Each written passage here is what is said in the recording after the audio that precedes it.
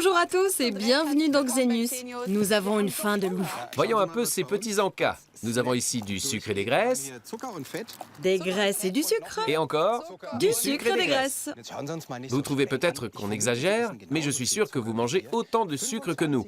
Les Français en engloutissent 25 kilos par an, c'est-à-dire 25 fois ça. Et les Allemands atteignent même les 35 kilos. En d'autres termes, beaucoup trop. D'après l'OMS, la moitié suffirait amplement, car trop de sucre nuit gravement à la santé. Reste à savoir comment s'en passer. C'est tellement bon. C'est le sujet du jour. Nous verrons ce qu'implique le renoncement au sucre au niveau de l'alimentation, de la santé, mais aussi de l'économie. Arrête. Dans la famille Hartel, je demande le père, Stéphane, Rebecca, 6 ans, la mère, Ulrike, et Annika, âgée de 9 ans. Ils ont accepté de réduire leur consommation de sucre pendant 1 mois. Comment évaluent-ils leur propre situation? C'est vrai que j'aime bien le sucré. Moi aussi, je crois, parce que je mange la même chose que Becky, vu qu'on mange toujours ensemble. Notre consommation doit se situer dans la moyenne. J'essaye de freiner un peu les enfants, et moi aussi d'ailleurs, parce que j'aime bien le sucré. Notre consommation de sucre est normale. On doit être un peu au-dessus de la moyenne, mais on n'est pas vraiment hors norme. Jetons un coup d'œil au menu du week-end. Au petit déjeuner, il y a du cacao, des œufs, des céréales, de la confiture, de la pâte à tartiner. À midi, spaghettis à la bolognaise. En dessert, une crème ou un yaourt aux fruits.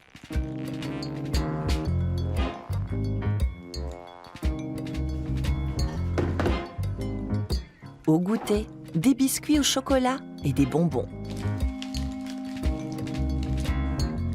Pour Daniela Krehl, nutritionniste de l'Association bavaroise de consommateurs, tous ces aliments contiennent beaucoup trop de sucre.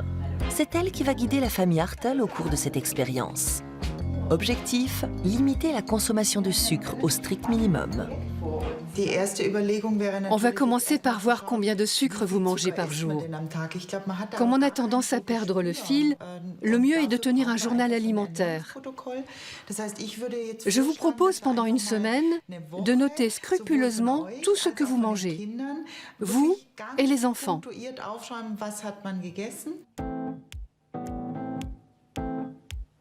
Il existe pour cela des programmes gratuits sur Internet. Un clic suffit pour calculer la quantité de sucre et de calories que contient chaque plat. 1 gramme de sucre égale 4 kilocalories.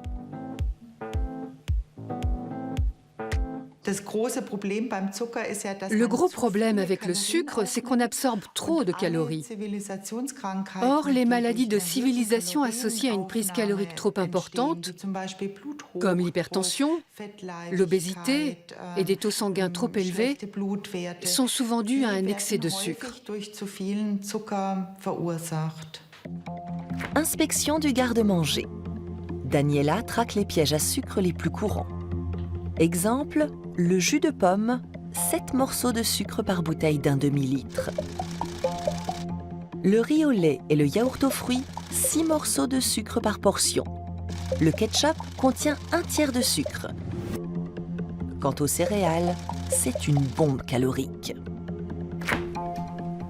Les plats préparés congelés contiennent souvent du sucre eux aussi, car c'est un exhausteur de goût. 8 jours durant, les membres de la famille notent soigneusement ce qu'ils ont mangé et en quelle quantité. Daniela a calculé la consommation en sucre de chacun. Voyons un peu les résultats. La plus faible consommation en sucre, c'est la vôtre, Monsieur Hartel. Avec environ 14 grammes, vous êtes encore en dessous des recommandations de l'OMS. On ne peut pas dire que vous exagériez. Chez les filles, ce n'est pas la même chose. Madame Hartel affiche une moyenne de 45 grammes par jour. Becky, 47 grammes. Et Annie, 55 grammes. Donc, si l'on se fixe un objectif de 25 grammes par jour, il va falloir en économiser 30. C'est-à-dire qu'il faudra renoncer chaque jour à 9 morceaux de sucre environ. Ça m'a étonnée, cette quantité de sucre. Parce que je fais quand même attention à notre alimentation. Je crois que j'ai un peu exagéré. Parce que ça fait quand même beaucoup. Je ne suis pas vraiment surpris, parce que je suis plutôt du genre à manger salé. Bien qu'elle se situe encore en dessous de la moyenne allemande, Ulrike, Rebecca et Annika doivent réduire leur consommation en sucre d'une bonne moitié.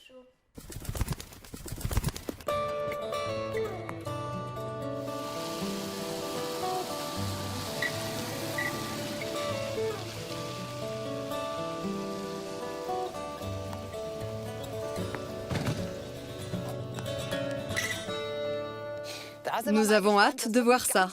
Ulrike et ses filles vont devoir relever un sacré défi. Nous sommes terriblement habitués aux sucreries, alors que jadis, nous n'en avions pas les moyens. On a tendance à l'oublier, mais jusqu'au XVIIIe siècle, le sucre était bel et bien un article de luxe. Produit à partir de la canne à sucre, il était importé d'outre-mer en Europe. Aujourd'hui, grâce à la betterave, c'est devenu une denrée de consommation courante et l'industrie sucrière génère beaucoup d'emplois. Plus de 300 000 personnes en France et en Allemagne réunies. C'est vraiment une branche industrielle à part entière. La médaille de cette abondance a un revers, car trop de sucre fait grossir et l'excès de poids rend malade. Ici en Bavière, dans ce centre spécialisé dans le traitement de l'obésité, des adolescents et des jeunes adultes luttent contre leurs kilos en trop. On va aller les voir.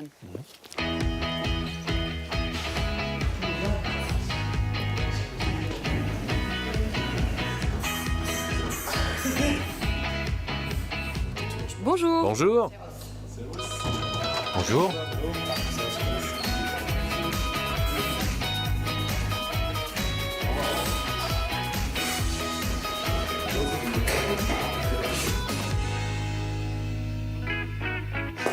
Ces patients suivent un programme largement basé sur le sport, la psychothérapie et la diététique. On va se joindre à eux. Tu viens, Gunnar? J'arrive. C'est parti.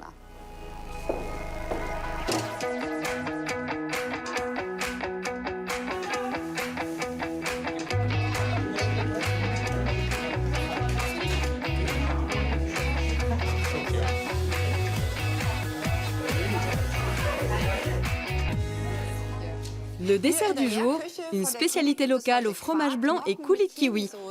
Moi qui croyais qu'ici c'était de la salade à tous les repas. On ne peut pas manger de la salade toute la journée, même en cas d'obésité.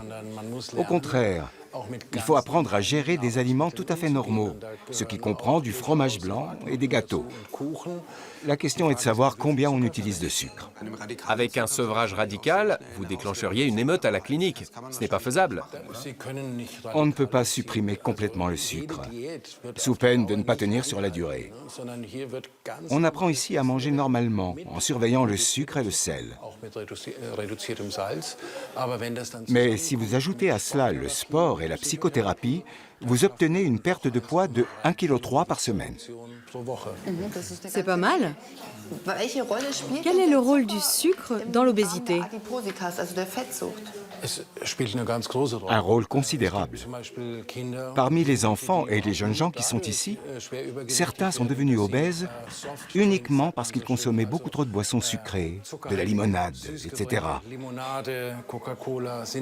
En été, quand ils ont soif, ils en boivent des quantités, alors qu'il suffirait de boire de l'eau. Le seul fait de prendre des boissons sucrées à chaque fois qu'on a soif peut déjà être une cause de surpoids. C'est fou. Qu'est-ce qu'une surconsommation de sucre entraîne sur le plan médical? Chez un adulte, l'excès de sucre se situe sensiblement à plus de 90 grammes par jour. Chez les jeunes, plus de 50 grammes. Le sucre rapide est tout de suite absorbé dans l'intestin grêle et se retrouve dans le flux sanguin où il est métabolisé. C'est le travail de l'insuline. C'est elle qui transporte le sucre dans les cellules. Si j'ai beaucoup de sucre dans le sang, il me faut beaucoup d'insuline, ce qui active les récepteurs à insuline. Au fil du temps, si les pointes d'insuline se multiplient, ces récepteurs deviennent insensibles. Et comme je deviens résistant, il me faut de plus en plus d'insuline. Et là, je suis déjà en route pour le diabète de type 2, et ce, à cause d'une surconsommation de sucre. Voilà des arguments de choc pour s'empresser de réduire sa consommation de sucre. Et c'est précisément à cela que s'attaque la famille Hartel. À partir d'aujourd'hui, les Hartel vont réduire leur consommation de sucre. La nutritionniste qui les accompagne a identifié les points faibles des membres de la famille. Stéphane, le père, se contente de regarder. Il préfère le salé. Ulrike, la mère, a un faible pour les céréales. Rebecca et Annika adorent les sucreries. La première chose à faire pour manger moins de sucre, c'est d'acheter autrement. Daniela montre à Ulrike les plus grands pièges à sucre du supermarché. Premier piège, les noms du sucre sont légion. L'association de consommateurs a répertorié au total 60 dénominations différentes, ce qui permet aux fabricants de masquer les véritables taux. Il n'y a aucune transparence parce que la liste des ingrédients affiche d'abord les composants les plus représentés. Le sucre devrait sûrement être en première position. Mais vu la quantité de dénominations et de substances différentes, tout cela se décale un peu vers le bas. Et en haut de la liste, j'ai la farine de blé et l'huile végétale. Les 5 désignations les plus fréquentes pour le sucre sont le dextrose, le sirop de sucre inverti, la poudre de lactosérum, la maltodextrine et le sirop de glucose. En fait, ce sont des tours de passe-passe. Ils n'annoncent pas la couleur. Les préparations à base de café sont de véritables bombes à sucre. Piège numéro 2, attention aux indications comme sans sucre ajouté ou allégé en sucre. Dans l'allégé, j'ai 40 grammes de sucre et dans le classique, 43. Il n'y a donc pas tellement moins de sucre, mais on a l'impression qu'il y en a moins parce qu'apparemment, on a utilisé ici du lactose au goût naturellement moins sucré. Piège numéro 3, l'évaluation nutritive par portion. Elle peut porter à confusion. Nous sommes contre le principe de la portion, parce que sa taille varie en fonction des fabricants. Et la plupart du temps, elles sont beaucoup trop petites. Il faut partir sur une base de 100 grammes de produits. Daniela nous met aussi en garde contre les préparations pour enfants, qui sont souvent très caloriques. Certains plats salés ne sont pas en reste. Cette salade renferme 5 morceaux de sucre pour 100 grammes. Et que dire des jus de fruits? Le fructose jouit d'une bonne réputation. Il ne sollicite pas l'insuline pour son assimilation. Mais il n'est pas totalement sans danger pour la santé non plus. L'adjonction de fructose dans les aliments peut occasionner une détérioration de la fonction hépatique et avoir un effet négatif sur les lipides sanguins. Il est donc conseillé de réduire sérieusement sa quantité quotidienne de fructose.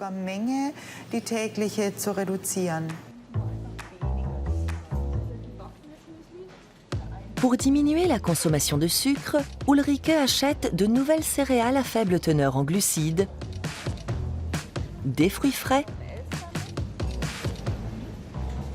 et du yaourt nature. La famille va également s'efforcer de renoncer aux plats cuisinés.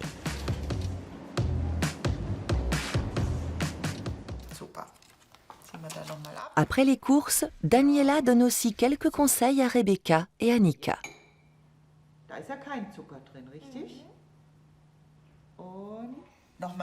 Conseil numéro 1, le yaourt bicolore. Un mélange moitié yaourt aux fruits, moitié yaourt nature.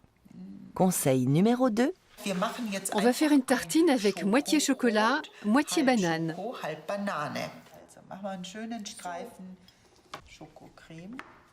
Un goûter ludique et délicieux. Les enfants en redemandent.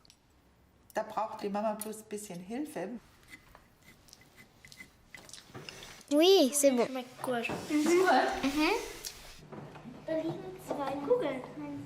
Conseil numéro 3, la bonbonnière. Chaque enfant peut choisir quelques sucreries dans cette boîte à friandises, mais elles devront tenir une semaine. Avec toutes ces mesures, nous avons à peu près divisé notre dose de sucre par 2, ce qui est notre objectif. Nous en sommes actuellement à 50 grammes par jour et nous voulons descendre à 25. Si on y arrive, on sera fiers de nous, pas vrai? Ce n'est pas simple tout ça, mais en regardant soigneusement chaque produit et avec un peu d'ingéniosité, on peut tout à fait réduire sa consommation de sucre pour notre plus grand bien-être.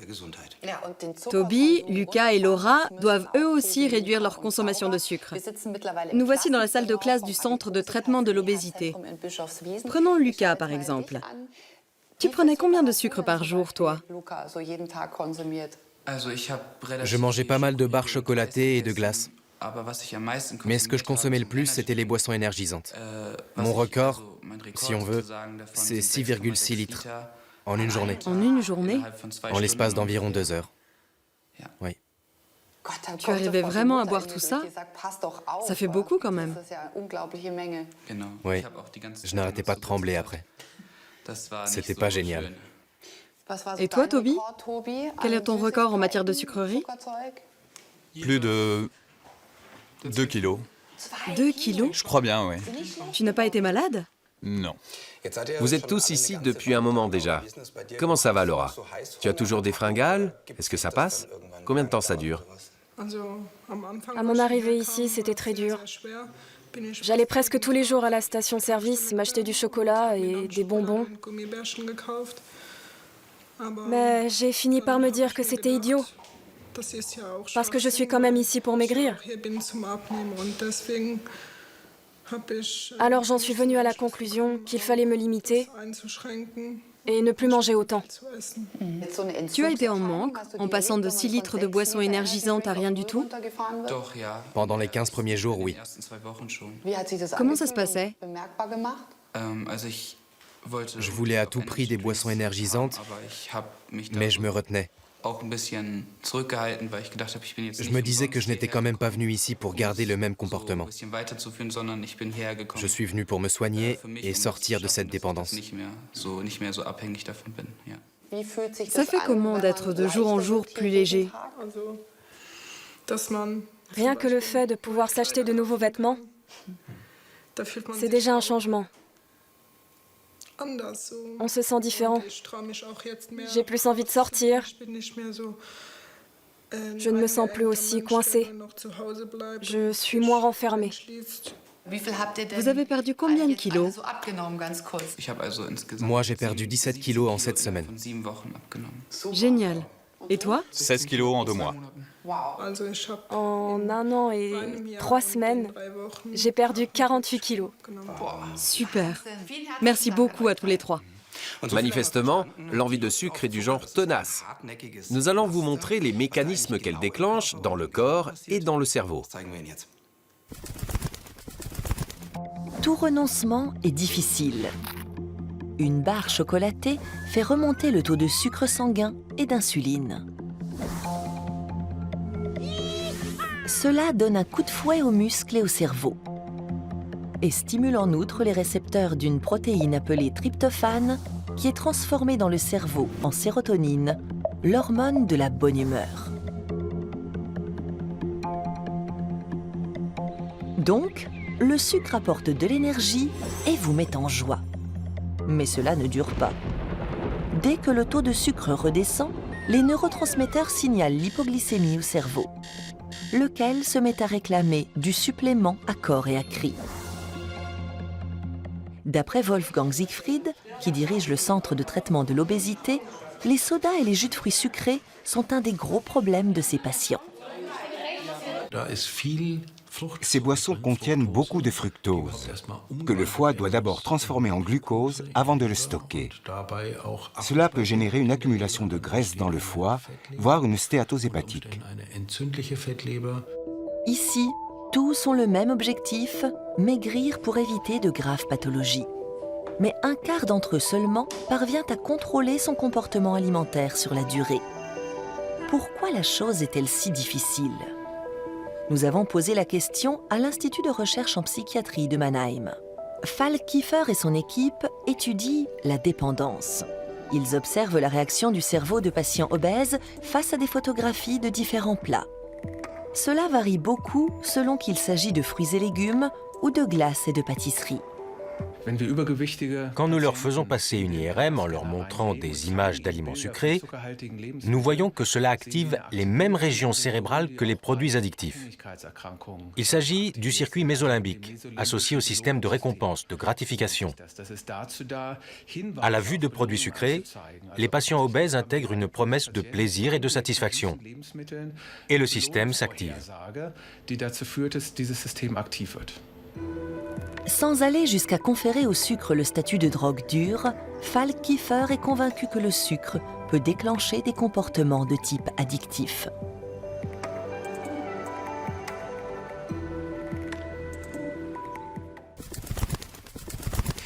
Être téléguidé par ses envies et perdre tout sens de la mesure alors qu'on connaît les conséquences me rappelle quelque chose, le temps où j'étais fumeur. En effet. D'où la question suivante, si le sucre peut avoir des effets aussi dangereux pour la santé, ne devrait-il pas être traité d'égal à égal avec le tabac ou l'alcool? Nous pourrions au moins surveiller notre consommation en sucre et la réduire un peu, comme la famille Hartl.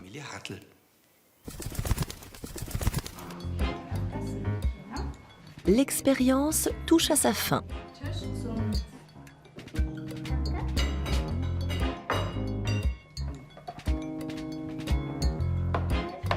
Aidés par la nutritionniste, les Hartl ont modifié leurs habitudes alimentaires. Est-ce concluant? Bonne nouvelle, tout le monde y est arrivé. Becky en était à 47 grammes et Annie à 55 grammes par jour. L'objectif était de ne pas dépasser les 25 grammes par jour. Et vous y êtes arrivées toutes les deux. Vous n'en êtes plus qu'à 23 et 22 grammes. Et c'est vraiment très bien. Vous avez réussi notamment parce que vous n'avez pas complètement vidé votre bonbonnière, n'est-ce pas? Il vous reste quelques bonbons. Et vous avez mangé beaucoup de fruits à la place des sucreries. Pour votre papa, tout va bien. Il ne risque pas de prendre plus de sucre qu'avant. Il était déjà en dessous de la moyenne. Quant à Ulrich, alors là, chapeau. Tu n'en es plus qu'à 16 grammes. J'ai encore une question. Seriez-vous prête à continuer comme ça? Ou est-ce que c'était un peu limite côté sucre? Il vous en faudrait un peu plus? Oui. Elles ont mangé très peu de sucreries. Pratiquement pas, en fait. Disons qu'il faudrait trouver un juste milieu. Après cette expérience réussie, les Hartl vont quand même s'autoriser un peu plus de sucre. Mais ils vont continuer à surveiller leur consommation. Pour les patients de la clinique, renoncer au sucre sur la durée est une épreuve, car il est partout à disposition.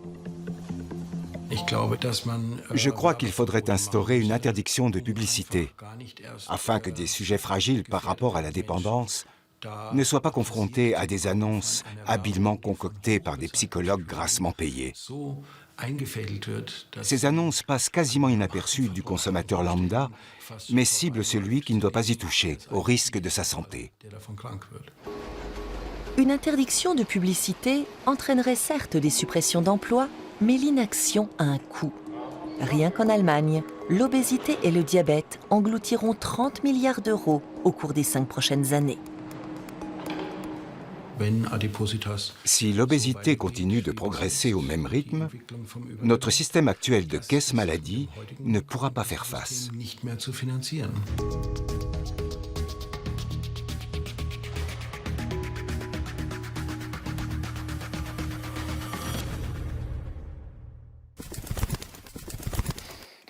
En effet, c'est assez édifiant.